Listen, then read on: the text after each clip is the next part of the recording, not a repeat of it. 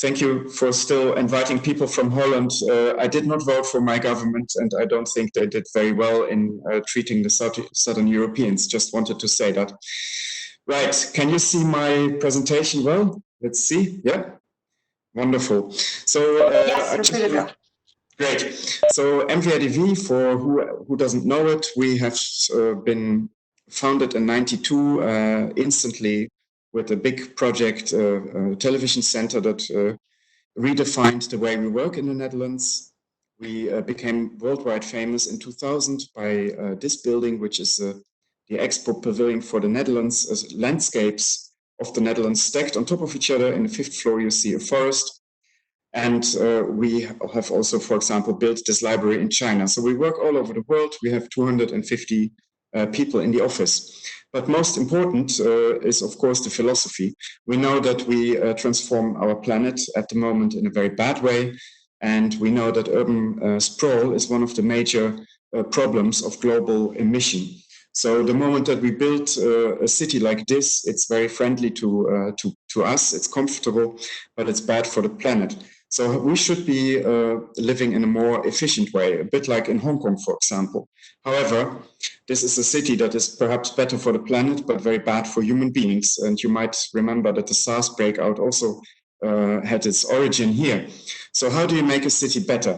We believe that we should combine these two typologies, and basically we dream of skyscrapers that have suburban lifestyles, combining suburbia with the dense city. And for us, for example, there's the question, can we create a European typology skyscraper? Can we bring social values of Europe into the skyscraper? So here you have a normal skyscraper, and at the Delft University, in a big research group, we actually tried to make the skyscraper different and to reinvent it into a more European typology. And this is then how it looked like. Lego gave us 1 million Lego stones to make them. These towers are now in the Centre Pompidou in Paris, where you can see them.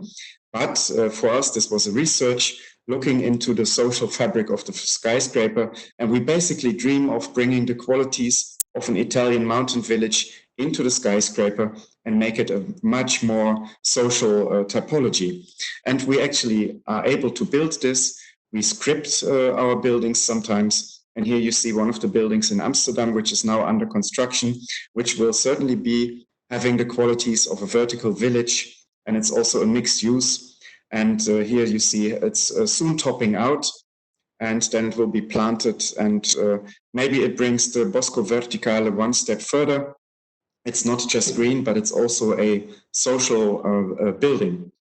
Then in the world, of course, we have many, many buildings, and they all needs to be transformed. It's a daunting job that we have to do in the world. And the question is very interesting. For example, here, the street that you see is in Ventimiglia, in a suburban part of Ventimiglia. It's quite ugly. It's normal people. And how will we ever make this happen, that these buildings become sustainable in the future? So this is a very interesting basis to look at. At MVRDV, we're trying to do this, for example, with historical buildings like this building in Rennes will be transformed into a mixed-use building in the future, but also uglier buildings like this warehouse in the port of Gothenburg will be extended, densified.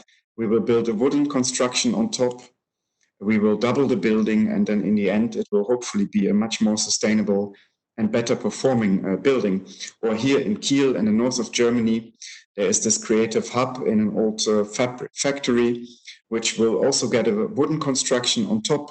First offices, then housing, and in the end, it will look also here a little bit like a village where people are able to design their own apartments fully so that they have their dream house built by themselves. So this is just a few examples of buildings that we want to transform to actually come to a better city. And but today I'm supposed to talk a bit about urban renewal, and I want to extend the scale. Especially I want to talk about 3 projects, and I want to start with Bordeaux, Bastide Niel, where we are trying to recreate the intimate European village and make it new in a way. Bordeaux is a very courageous city. In the 60s, they tried to build the city of the future, the Mériadeck, which is basically a very failed project in terms of urbanism. but they wanted to do it again. And this time they said, we want to have the qualities of our old town. It's a World Heritage Site, and we want to turn this into a new city on the other side of the River Garonne, where there was a lot of brownfields in industry. Now they want to have basically a new old town.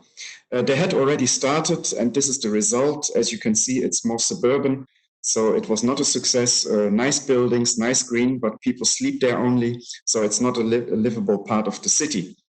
This is our site, dominated by barracks and old stations, not used for a long time and very much closed. 35 hectare, and we were supposed to put 3,500 homes and 100,000 square meters of services in there. And then instead of playing God as urban planner, you go into the neighborhood, you talk to the people, what do the neighbors think, what should happen there, and you do some public participation.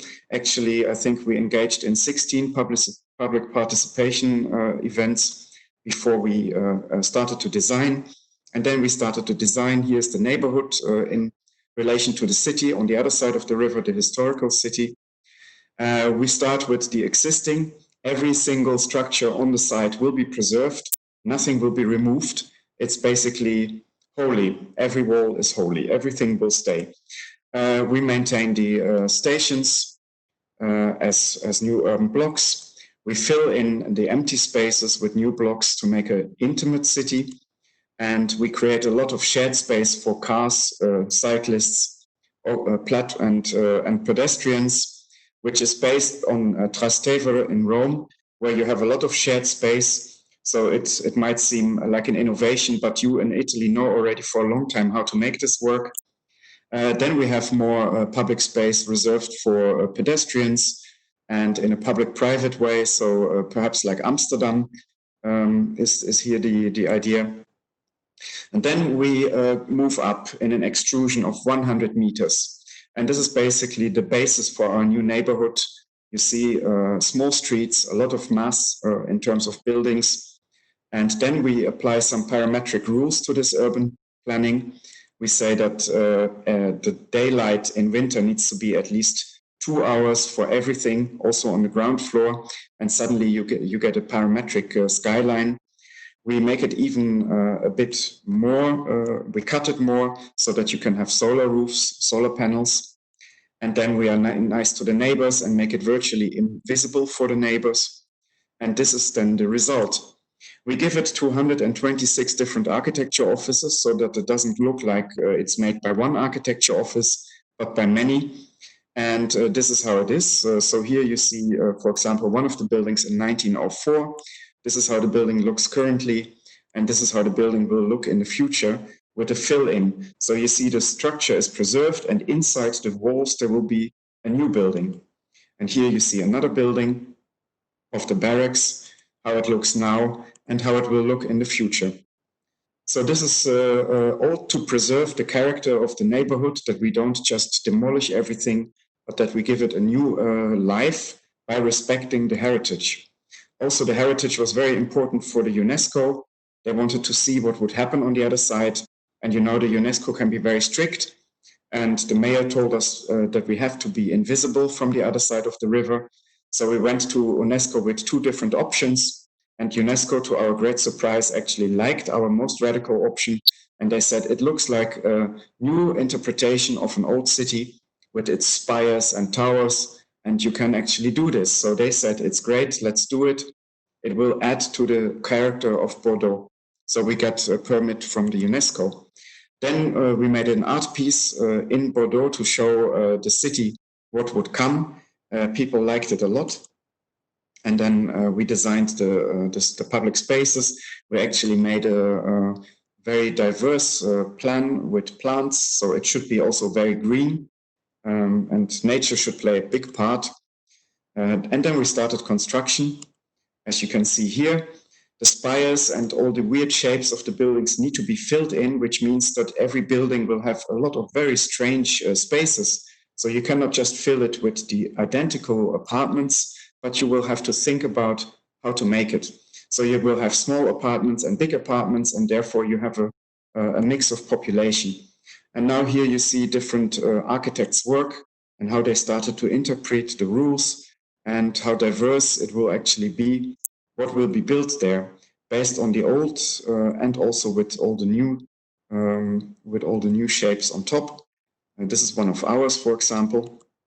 And then now we have reached already a stage that we have construction. And here you see how this piece of city is actually shaping. The mayor was very kind. He changed a national law in France, so we have now streets that are only 6 meters wide, and still they have sun because of the parametric cuts in the buildings. And here you see how it actually fits into the old neighborhood. So the buildings, they are certainly present, but they don't totally dominate. If there would be normal apartment blocks, you would have a much higher impact on the skyline here. Also from the other side of the river, you can see these interesting shapes now popping up, and it's quite nice.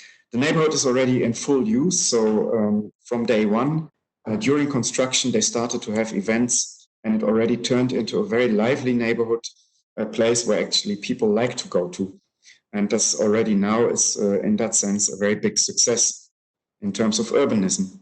We'll be working on it for another, I think, 8 years until it's totally finished, but you can soon visit it. What we're also trying to do in terms of urbanism is to transform the car city. We are addicted to the car, but the car is not certainly welcome in the city anymore. So we have many projects in which we try to reduce the impact of the car. Bordeaux was already one example that I showed. The car is not going to be the most dominant user of this part of town, but sometimes it's different. I want to take you to Seoul, the capital of Korea, which is a concrete jungle, as you can see, a very big city. And the recently deceased mayor has reformed the city very pragmatically. Here you see, for example, one of the main squares that has turned very green. They also removed this motorway and showed the river again. So the river is now a wonderful park used by the people of Seoul. He invited us to a competition for this motorway, which is next to Central Station, and a very dark piece of city, a lot of concrete, not very nice, and also there was this infrastructure barrier between downtown and a residential neighborhood.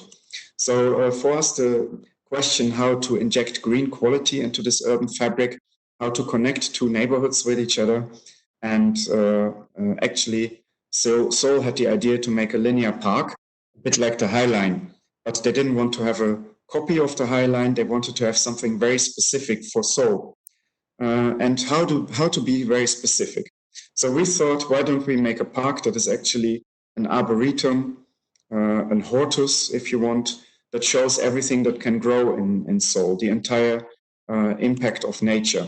So we made this barcode that shows the different plant species, and we arrange it in the Korean alphabet from A to Z. And you can walk this through the nature from A to Z in Seoul. The High Line in New York was a very strong bridge, so they could put earth on top of this bridge. In Seoul, we had no luxury, so the bridge could not carry this, so we had to work with flower pots and still manage to do this. We also used flower pots as urban furniture, so everything we designed in addition to the flower pots, we made in a flower pot shape. And in only half a year, we were able to build this. First, we had to renovate the bridge to make it stronger, which cost 20 million. And then we put the park on top, which was 30 million euro. And here you see how it figured out. So it's a linear park that starts on the ground floor. People can sit on the flower pots. Then you go over the train tracks towards Central Station. You can sit in the shadow. You can learn about nature. You can look down on the traffic. You can enjoy nature, as you can see how it's quite green in this concrete jungle. Now suddenly there is green quality. Of course, you can take a selfie, and many people do so, very important in Asia. And then inside downtown, it turns into a wider park with bridges to the surrounding buildings. So you can enter them directly from the park, and you can look onto the park. People never used the buildings in this way, but now suddenly looking onto this bridge is a good thing. Before that, there was traffic, there was emission. It was not a very nice place, and now it's a very, very nice place. At night, it's a delight. It's lighted as illuminated as a galaxy in blue, because this color you don't see that much in the city. And the press also liked it a lot. We had a lot of press all over the world, and it led to a very successful project. As you can see, a lot of people use it. Every month, 1 million people walk over this bridge, and this leads to sometimes very, very busy moments of congestion.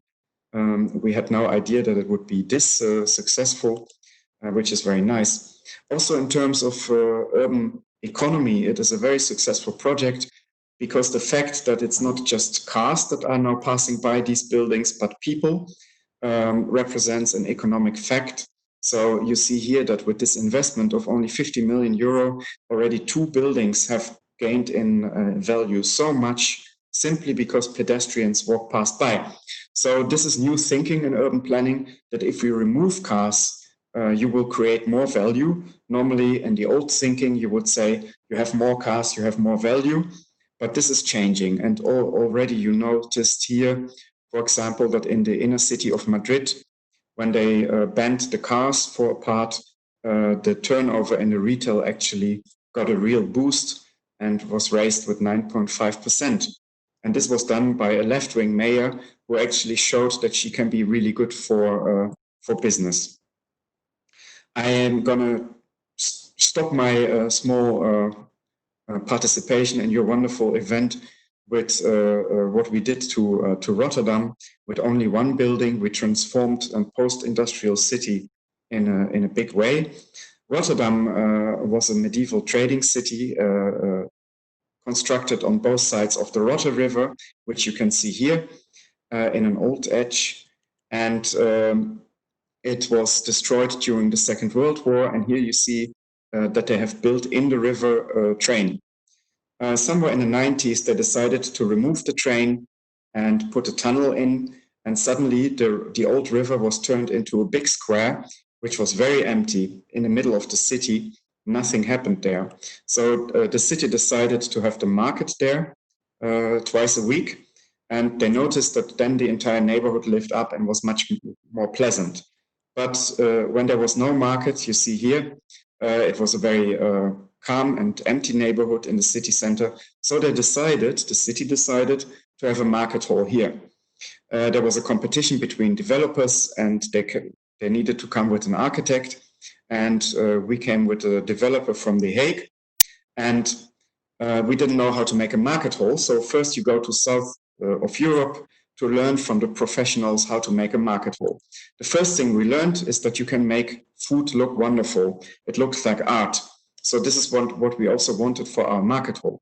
We also learned that if you close a market hall, even if it is very, very pretty, like here in Barcelona, you will actually close the neighborhood. So our market hall needed to be open all day. We also learned that we needed a supermarket so that even more people would come and visit the market hall. We also learned that in the north, we don't like this kind of situation. Our market hall needed to be very clean, not chaotic, and it needed to have a very high ceiling.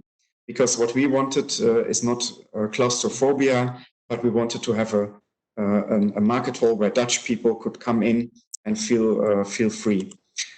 We also wanted to have a big building, and the market hall needed to be used to actually densify the city of Rotterdam. So we needed to put in at this big square a big building that also combines a market hall with housing, so that the neighborhood would actually be more lively.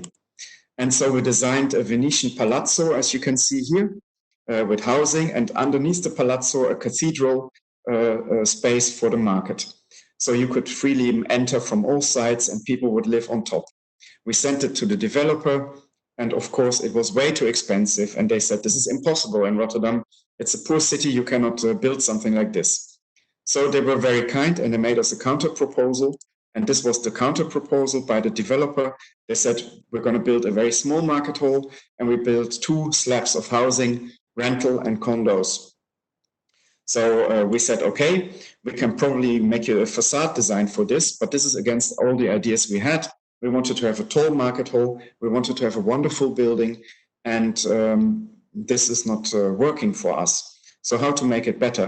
So we built a model, this time not computer model, but just a physical model, a small one, and we started to play with it, and we turned it around. And now you see, you use the apartments as walls, and you use penthouses as a ceiling, and as a byproduct, you have a huge market hall. So we sent this to the developer, they started to calculate it, and they said, yes, we can do it. For this price, we can actually realize the building. Then we were looking into making it a bit rounder so that you have more sun in the apartments. It wouldn't work, so therefore we put an elevator in that changed the shape.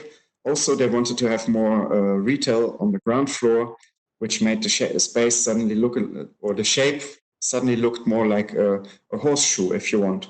So it's almost a diagram of Rotterdam's financial possibilities. And this is how we built it, 2 buildings that are connected on the top floor by a bridge. A very rational construction was selected to make it affordable. And this is how we opened Markthal Rotterdam in 2014. If you look at the building, we have 4 underground levels, 3 levels are parking, 1 level is shopping center, ground floor and first floor are the market, and then on top there is housing. The market has 100 market stalls, and you can visit everything from all over the world. It's a really nice experience in Rotterdam. We have 18 restaurants filled with hipsters, very nice places. And we have a wonderful art piece that connects everything. As you can see, the ceiling is 45 meters tall, so you feel never claustrophobic. And you can also live in Market Hall. We have 228 apartments, 28 penthouses, and the rest is rental, affordable housing, and condos mixed. They all have a window towards the city and a balcony, and some of them also have windows to the Market Hall. The further you go up, the more the wall inclines, and here you see on the 10th floor an affordable rental apartment, and the people can look down into the Market Hall, which is a very nice way to live. And then on top you have the rich people that have wonderful urban villas, very light, and they can walk over the windows to the Market Hall. 45 meters below them, you see the market. Many grown-ups are very scared of this, so we used a baby for PR to show that it's not dangerous. You see the baby is playing with Legos on this window and enjoying the view. And while we actually built Market Hall, there was a prediction on national television saying, come to Rotterdam. Because of Market Hall, there would be 50,000 extra visitors every year coming to the city. So we had champagne in the office, and we said, let's invite the Queen to open the Market Hall, because it will be a very important building. The Queen, to our big surprise, said yes, which we learned from television. She came to the building, she opened it, she had a lot of fun, as you can see, she liked to laugh. She opened the building with a pumpkin like Cinderella. She was here walking through the building with our clients, everybody very happy. But what was the nicest part of this day, on the day that the Queen was inside, the people of Rotterdam came. They had waited for this building 10 years, 5 years of planning, 5 years of construction. And once the Queen was out of the building, the people streamed into the building. They broke all the doors, they broke all the elevators, the escalators, and the fire department was scared because the building was designed for 2,300 people, but we had more than 10,000 inside. And this repeated every day for 1 year, that the building was way too full. And we suddenly made it into the media. Rotterdam was a poor port city. Suddenly it was a hot tip on Lonely Planet, but also all these other media said, go to Rotterdam, look what is happening, 25 years of urban transformation, and now they built this building. The nice thing is that people actually come to Rotterdam, they look at Market Hall, they stay there for 45 minutes on average, and then they go and see the rest of the city that was also transformed. So it's a really good thing. Sometimes you need a building that invites people, and then the rest of the city is also more valued. Today we have now every year 8 million visitors, of which 4 million are tourists. They stay, as I said, 45 minutes on average in the building. And the building also combines rich people and poor people. which is nice because 50% have a high income, 39% have a low income, and the middle classes, they are somewhere in between. So you have a lot of people that actually meet, and in times that society is getting more polarized, this building actually combines everybody. And also the neighborhood was very nice. Here you see a building that was written off, basically. It was renovated into a monument by our client because they knew that the city center would move towards Market Hall more. And a lot happened. Restaurants made more turnover, hotels were built. The market stalls near our building makes a lot more money. And another shopping street in the vicinity was renovated. So the urban impact was massive on Rotterdam as a whole, but also on the neighborhood. And the people love Market Hall, not just tourists, but also locals. We have more than 500 selfies every month. We try to collect them. And also this is true sustainability. Like in Italy, you have a building, the Colosseum, which is very sustainable in the sense that it was never removed. So also we hope that Market Hall someday will be so loved that nobody will ever think about removing it, but maybe it will be transformed into something else in the future. And if you have buildings that are loved, that represents also a certain sustainability. Thank you very much.